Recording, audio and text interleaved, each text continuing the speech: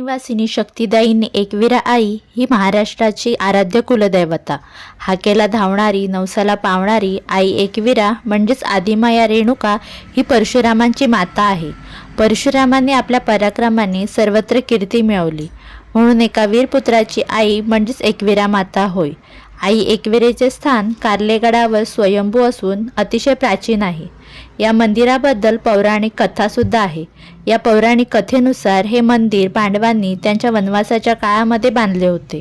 एकदा पांडव या पवित्र ठिकाणी आले असताना त्यांच्यासमोर प्रत्यक्ष एकविरा माता प्रकट झाली आणि तिने त्यांना इथे तिचे मंदिर बांधण्याचा आदेश दिला. पण तिने त्यांची परीक्षा पाहण्यासाठी एक अटही घातली. अट अशी होती की पांडवांनी हे मंदिर एका रात्रीत बांधावे.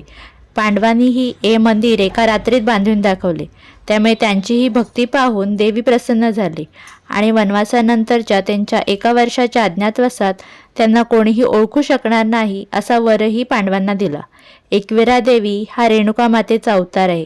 या परिसरात देवीला बेहेरगावची यमाई, अंबामाता किंवा परशुराम माता रेणुका असे म्हटले जाते. एकविरा देवी ही महाराष्ट्रातील अनेक समाजांची कुलस्वामिनी आहे. चैत्र आणि अश्विन या 2 महिन्यात देवींची यात्रा भरते. नवरात्रीच्या 9 दिवसात एकविरा मातेच्या दर्शनासाठी रोज हजारो भाविक रांगा लावून दर्शन घेतात. यात्रा काळात महाराष्ट्रातून विशेषतः कोकण, मुंबई, ठाणे या भागातून लाखो कोळी बांधवांसह अन्य भाविक देवीच्या दर्शनासाठी व नवस फेडण्यासाठी येतात. आता इथे जायचे कसे तर आई एकविरा देवीचे मंदिर लोणावळ्यापासून 8 किलोमीटर अंतरावर आहे. लोणावळ्यापासून ते एकविरा मंदिरापर्यंत जाण्यासाठी महाराष्ट्र राज्य परिवहन मंडळाच्या बसेसचा वापर करता येतो. तसेच ऑटो रिक्षा देखील उपलब्ध आहेत. हे मंदिर सेंटर पॉईंट लोणावळ्यापासून 5 किलोमीटर अंतरावर आहे.